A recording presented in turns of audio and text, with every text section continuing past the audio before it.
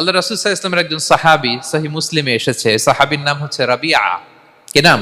ওনার নাম হচ্ছে রাবিআ ইবনু কাব আল আসলামী রাদিয়াল্লাহু তাআলা আনহু। উনি বলেন, কুনতু আবিতু ইনদা রাসূলিল্লাহ। একবার আমি রাত্রিবেলা রাসূল সাল্লাল্লাহু আলাইহি ওয়াসাল্লামের সাথে ছিলাম, কোন এক কারণে রাসূলের সাথে রাত কাটিয়েছি। তো রাসূল সাল্লাল্লাহু আলাইহি ওয়াসাল্লাম যেহেতু তাহাজ্জুদের সালাত পড়েন, তো তিনি বলেন, আমি মাঝরাতে উঠে একটা গামলা দিয়ে, পাত্র দিয়ে অজুর পানি নিয়ে আসছি বিশ্বনবীর জন্য, এনে দিলাম। বিশ্বনবী এত খুশি হলেন, আমাকে বললেন, সাল, হে কাব, তোমার কি লাগবে চাও। উনি বললেন, আসআলুকা মুরাফাকাতাকা ফিল জান্নাহ। উনি বললেন, ইয়া রাসূলুল্লাহ, আপনি যদি কিছু চাইতেই বলেন তাহলে আমি জান্নাতে আপনার সাথে থাকতে চাই। দেখেন কিভাবে ওনারা সুযোগ কাজে লাগাতেন। অজুর পানি নিয়ে আসছে, বিষ্ণু খুশি হয়ে গেলেন, বলেন, তুমি কি চাও?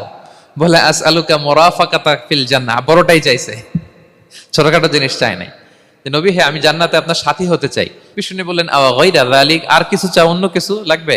বলতেছে, না, উরিদু যাক, শুধু এইটাই চাই। তখন বিষ্ণু সাল্লাল্লাহু আলাইহি ওয়াসাল্লাম বললেন, আইন্নি আলা নাফসিকা বিকাসরাতি সুজুদ।